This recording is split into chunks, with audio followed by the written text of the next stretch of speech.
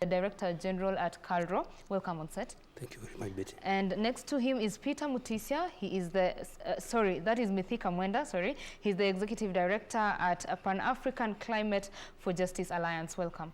Thank you. And on the far left is Peter Mutisya, the Director at PACJA Agro. Welcome on set, gentlemen. Thank you. We can start right there, the innovations in the agriculture sector. Dr. Let me introduce first my organization, which actually does the innovations. I work for KALRO, that is Kenya Agricultural and Livestock Research Organization, which is the organization that supports the agricultural and livestock sector by developing innovations, technologies, and management practices that support the sector. KALRO is a merger of 4 former research institutes. That is the former KARI, which is Kenya Agricultural Research Institute, the former Coffee Research Foundation, Tea Research Foundation, and Kenya Sugar Research Foundation. Right. It comprises of 16 research institutes and 60 research centers across the country. Yes, so our mandate, once we have developed the technologies, we license those technologies to private companies so that they can avail the products or our innovations to farmers or to the stakeholders in the agricultural sector. And just a brief introduction of maybe what your company does, each one of you. Yeah, my name is Mithaka, as you have seen, and I'm the Executive Director of the Pan-African Climate Justice Alliance. So this is a coalition of African civil society organizations from around 48 African countries, but headquartered here in Kenya. So we look at these interventions, particularly in agriculture. So we have a membership organization and bringing together various stakeholders, and for this purpose, smallholder farmers in Kenya particularly, pastoralist group, and looking at the impacts on climate change on agriculture and food security. Right. Yes, officer. Thank you. As you said, my name is Peter Mutisya, the Managing Director of PACJA Agro. It's a local company, Kenyan company, that is taking up the technologies so developed by organizations like KALRO and taking it further, transforming it into a business sense of it. We are also scientists, but now we take it up from that point of where they've researched and innovated, transform it into business sense, and then take it to the users, which are the farmers. Right. That's what you're doing. All right. Yeah. Thank you very much for those introductions. Let's just dive into the varieties, the seed varieties that maybe you've partnered, KALRO has partnered with PACJA Agro, and where that came from. The latest technology that we have licensed, a private company, are 2 soybean varieties. Right. KALRO has developed 11 varieties of soybeans. 8 have been are ready for the market. 2 have been taken over by PACJA Agro. And the attributes of those particular soya varieties is that, 1, they are high yielding. Yeah. They are very high yielding. They can yield up to 1,500 kilos per acre. Right. They are drought resistant. As you know, drought and climate change is a major challenge. So a lot of our activities now in KALRO are geared towards climate smart technologies, climate smart innovations to be able to support the sector. Right. So the product we have licensed to PACJA Agro, soybean, in this country, the consumption of soybean is about 70,000 metric tons. Right. But we produce only 15,000 metric tons. So quite a deficit. Yes, quite a deficit. So the product that we have developed is going to go a long way in supporting the feed and the food sector. Because most animal feeds, whether it's poultry, livestock, they rely so much on soya for production, for the protein component of the feed. So this particular product that we have licensed is going to go a long way in resolving that issue. All right. And just PACJA Agro, even in the partnership, how is that going to pan out for maybe the farmers that you're going to supply this to? As you said, we are taking up from where they have reached, and what they do is they give us what we call the basic seed, the little seed. Then we multiply it, then make it into, package it into a sellable material to farmers who are going to grow now and produce the grain for the industry. So already we are having a lot of inquiries. People are, there's no link of the certified seed, and that's where coming in to meet that gap. Right. Yeah. And before I bring you in, the issue of drought-resistant varieties that you've come up with, maybe even in the varieties that you've come up with, how important is it to factor the issue of climate change? Yes, breeding crops for different qualities is a continuous process. Right. Most of what we have been breeding for previously, for example, if it is maize, you are breeding for high yield, disease resistance, pest resistance, and so many other attributes that the market requires. But as we realize that the climate is changing, that means the conventional varieties that we had are no longer suitable for growing in many regions. So we've had to embark on breeding now for drought tolerance. Right. And also with climate change comes other challenges. With climate change, we have new pests, new diseases, which were not there before. So we also have to breed these crop varieties for tolerance or resistance to these new challenging issues of pests and disease. Right. Maybe you can paint for us a picture, Mithaka, of how climate change is affecting food security in this country. Yeah. So, you know, the climate change actually is a crisis. Right. And I want to give you a picture of Kenya. The agriculture is dominated by smallholder farmers. That very small farmer there.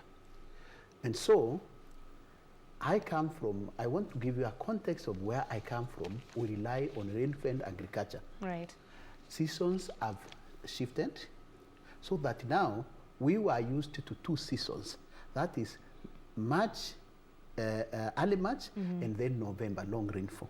That actually is no longer reliable. So that's one. The other one, we rely on seasonal rains.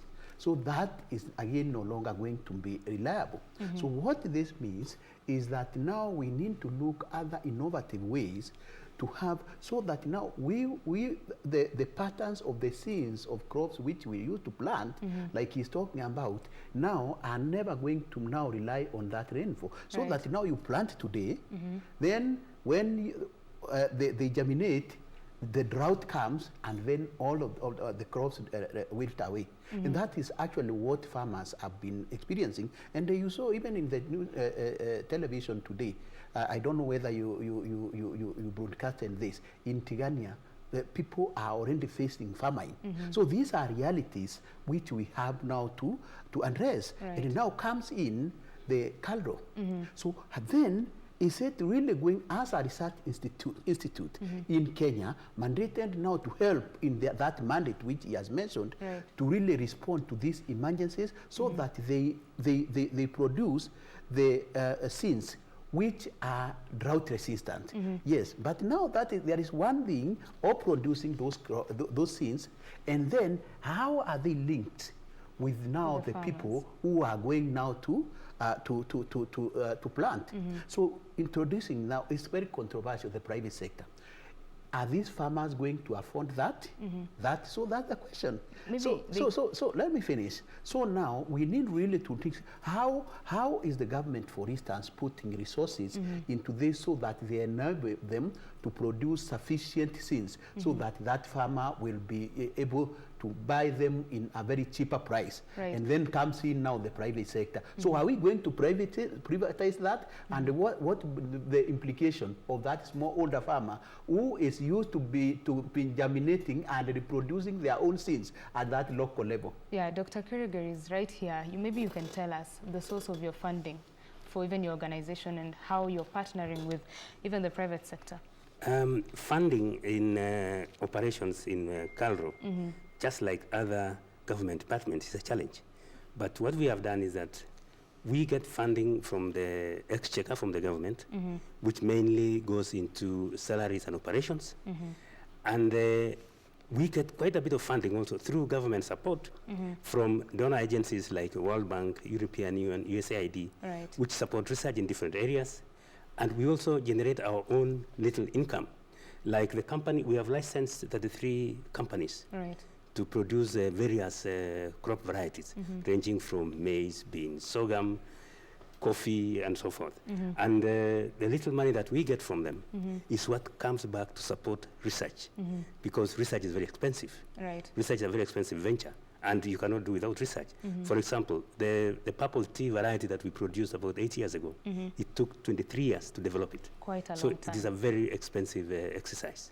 So we are getting funding from, the way we are moving now is we want to license our intellectual property to private companies so that they can be able to support research, and also to ensure that farmers get quality planting material, because the private companies are producing certified seed, which is high yielding and of the quality that is required. Yeah. How affordable are these varieties that you're introducing into the market? Maybe just to add from the private sector, as you said, that we actually ourselves, there's no funding. We do our funding ourselves. We're investing ourselves, and we get our proceeds from the profits that we make from farmers. But of course, we have the heart of the farmers. We are also farmers, and basically, we are saying what actually is saying that we are going to be contributing to carry is something very little. Looking at it, it's talking about 2.5%. Backed by the private companies. Of total earnings. Yeah, but I will say at this point that the government needs to come in also to play part a lot in terms of subsidizing seed production in the country. In terms of, I'm also involved in the local regional East African community. I've seen Tanzania, they're subsidizing seed production in terms of providing land, cheap land, government land for seed production, because when you're talking about seed production, it will tell you, Daktari, I need a lot of land because I'm talking about isolation. To produce quality seed, I need to produce it where you cannot contaminate it. So you need land, you need all other things, fertilizers and everything. And we're saying now we are local investors ourselves. So basically, what we're trying to do is to have minimal profits from whatever we are going to produce, so that the farmers can get at a better price. That's what we are trying to do. But if the government comes in and tries to subsidize in terms of land, then of course that will push down the pricing. It will become better. All right. Yes. Daktari, what more can be done? I think we have produced a lot of technologies, but the challenge is that a lot of it is not getting to the farmers.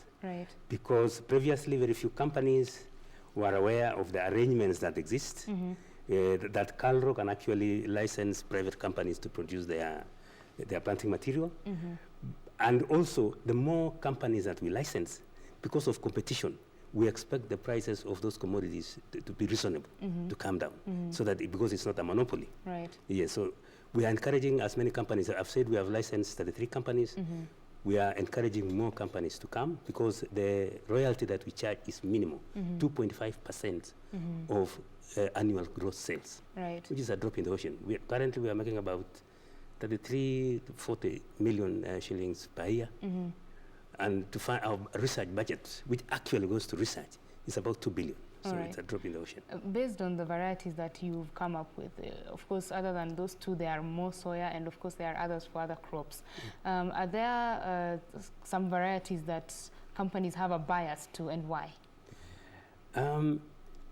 Farmers demand different varieties of crops, sometimes for different reasons.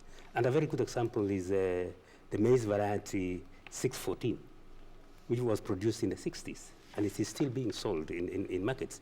Yet there are new varieties which are high yielding, which are better than the 614, but somehow farmers stick to what they know. So there needs to be a lot of marketing of the products that have been developed through research. And that can only be done through the private sector, because as a research organization, our mandate is basically to develop the technologies, then pass it over to the private sector, and the extension wings in the counties, so that they can be able to pass it to the farmers, so that the farmers get to know what is available. How can these market linkages with the farmers themselves who need these products, how can that be improved so far? Yeah, I think it's the question is when he talks about the private sector, what kind of a private sector are you talking about? I'm very happy that we are talking about the indigenized kind of private sector. You empower them. Even those farmers can be organized into small farmer groups and they become private sector. So that's the kind of those socio enterprises which promote the so-called agro industries, you know, agribusiness at a very local level. So what they are doing is, how do we commercialize agriculture from the peasantry, which we are used to, and that is the way to go. Right. But here we have to be very careful not really to dispossess that farmer who is actually the backbone of this industry. And then let me just mention two things. I chair the C4 and the Climate Research for Development in Africa, which brings together the African Development Bank, the African Union, and the UN Economic Commission for Africa for the same purpose, and looking at how do we address climate change in this context which we find ourselves. And actually the focus is there is no way we are going to address this issue if we do not put, the governments do not put a lot of money and sufficient resources to KALROs of Kenya and those other countries. So that's the focus. So now when you hear that now they are relying on external funding, then and the World Bank and those others, I think we have a lopsided kind of priorities. If we are able, if you look at the industrialized countries and advanced economies, they really invest in innovation and research in a big way. And that's why you can see they are overtaking us, because they really put a lot of money there. So can we really focus on that? So you know, KALRO, it is now actually, it is even emerging. They are like abandoned assets. I think we need to change on that. What's your view on that, Dr. Kireger? Yes, the funding to research is basically not sufficient. And if we want to realize food and nutrition security, we must invest in research. We don't have two options about it. Right. In any sector, be it in IT, construction, engineering, research was ahead of development. And especially now with the climate changing, most of the technologies and innovations that we developed in the past have been overtaken by events. Right. So we must develop new technologies which are climate smart, which can adapt to the changing climate. Yeah. And just to bring you in, what more do you do apart from getting the seeds to the farmers? Is there something more that you do? Apart For the farmers that is. As companies, we Yes. do also a lot of extension ourselves, because we are out there as a business people. So when I get the varieties, I produce them. I do all the marketing schemes and to reach the farmers. So I do extension work, just like any government, whatever, because I have to sell. Mine is to make sure that the farmer gets the right thing, and I get my income. Yeah. We are, of course, talking about food diversification in Kenya has become a major issue, and of course saying that we should move away from the traditional foods. Do you think innovation can help us get there? A lot. How so? As you said, if we're going to get the correct link with the research, we're helping the people who are coming with the innovations, that they can do a lot of research and come with the innovations, and then link with the private sector to make it go out there to the farmers. That will come very quick. It'll be very nice. Yeah. And about rewarding these innovators, of course, they come up with these innovations. You said one even takes 23 years. That's a very long time. And what is the criteria, apart from the 2.5% that you're earning and maybe rewarding them? Is there more incentives that are coming up? As an organization, our board of management in the last, I think, 2 weeks, passed a policy of rewarding and recognizing innovators who excel and do more than the average. Right. And previously, we have recognized them by maybe giving them a trophy or something like that, but we are thinking of moving a notch higher and actually giving them something monetary to be able to motivate them, because somebody who can work for 23 years to produce one variety of a crop, which earns billions of shillings to the country, I think it is important that they are recognized and rewarded accordingly. And even as we reward the KALRO innovators, is there a way that we can bring in universities and even nurture more innovators in this sector?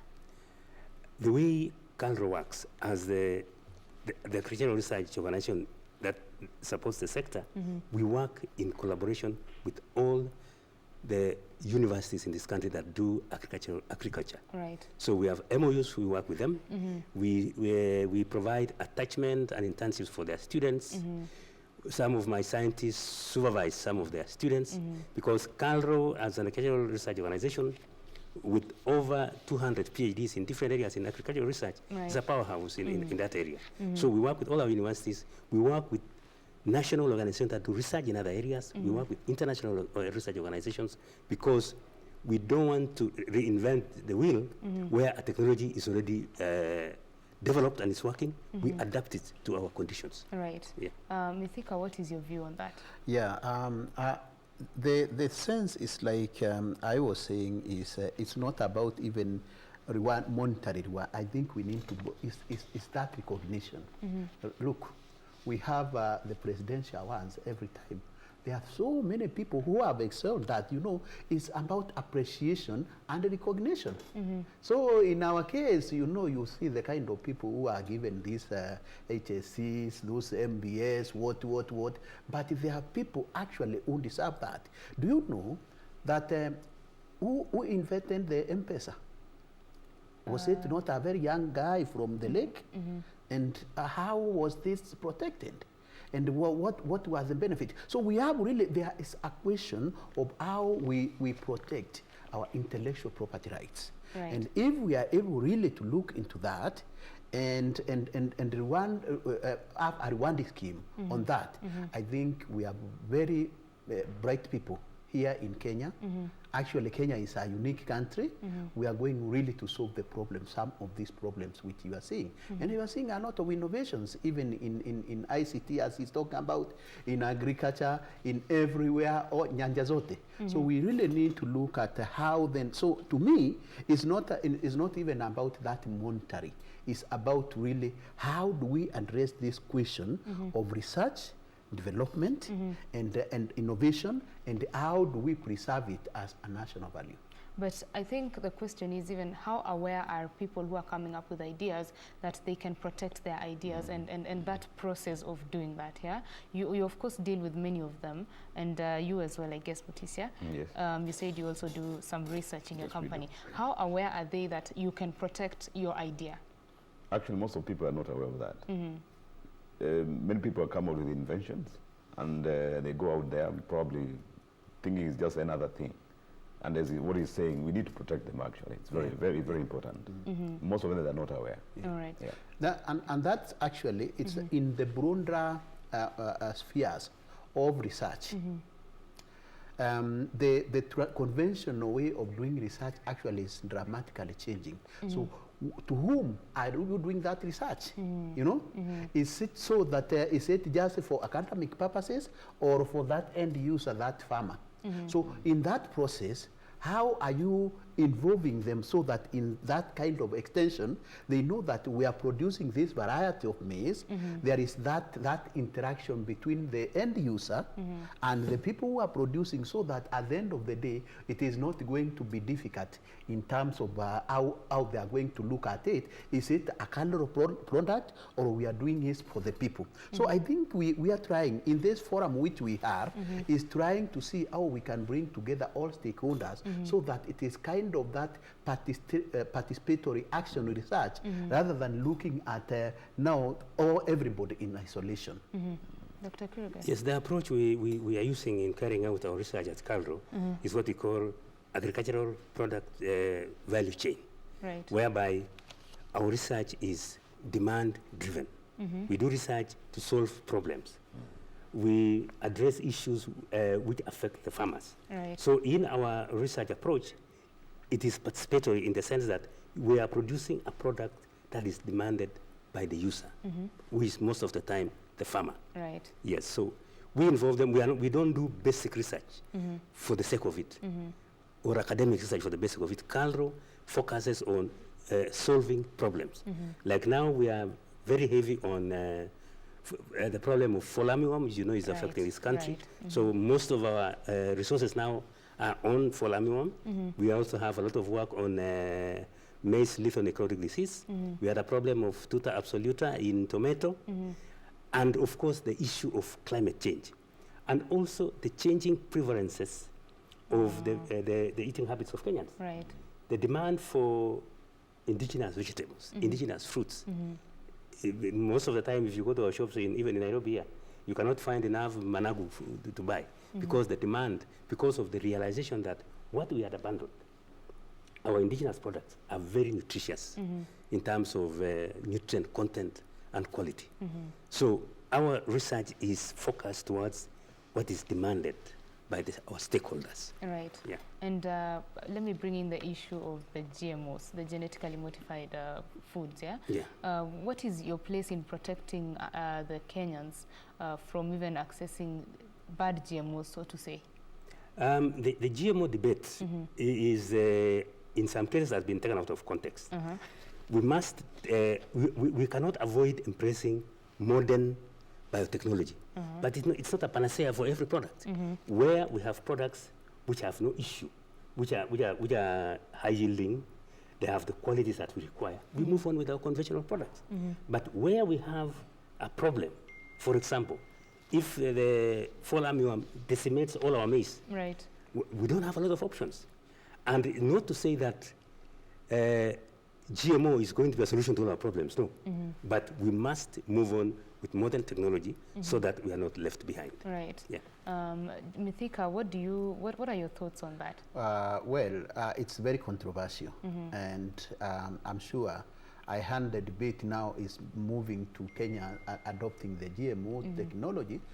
But yes, we can. Of course, we cannot resist science.